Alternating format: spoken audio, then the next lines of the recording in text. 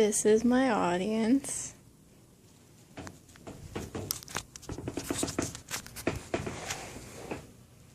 Have you ever been driving on the highway and seen the click it or ticket sign?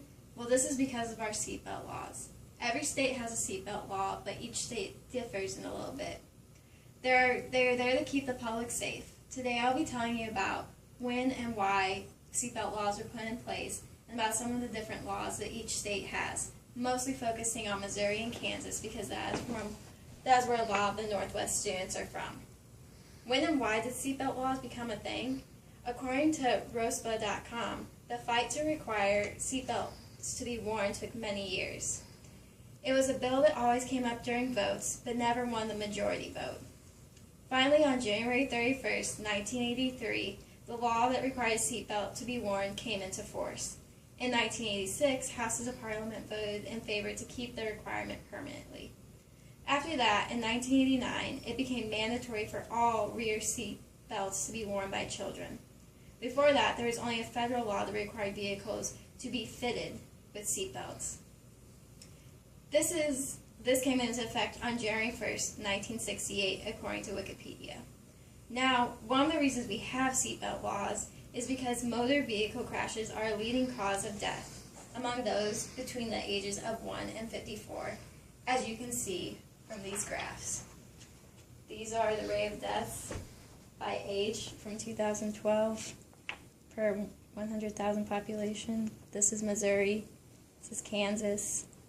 As you can see, in both Missouri and Kansas, our average in deaths is higher than the national average. But the most effective way to save lives is from wearing seatbelts, says the CDC. Basically, this law helps protect people from themselves without even thinking about it, because it should be second nature to put on a seatbelt as soon as you are in the car, because this law has been enforced so much.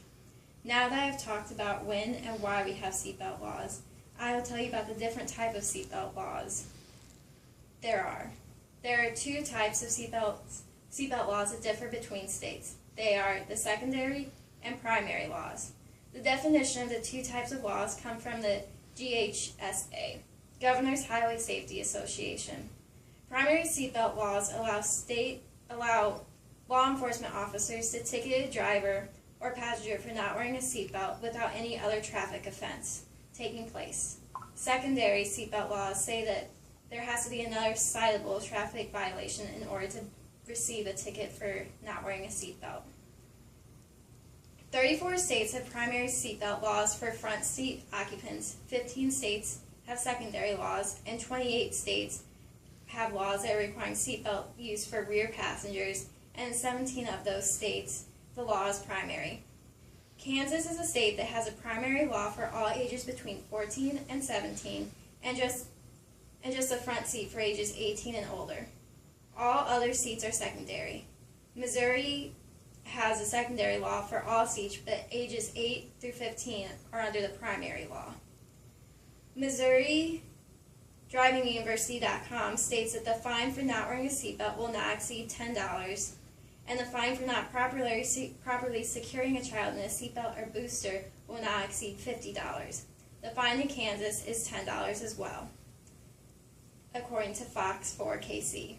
Even though there are different types of seatbelt laws, all states require that you still have one on. These are facts about our seatbelt laws that are very important to follow and encourage U.S. citizens to wear them to protect themselves. Just remember, if you don't take the sign seriously and don't click it, you will get a ticket. This is my audience again.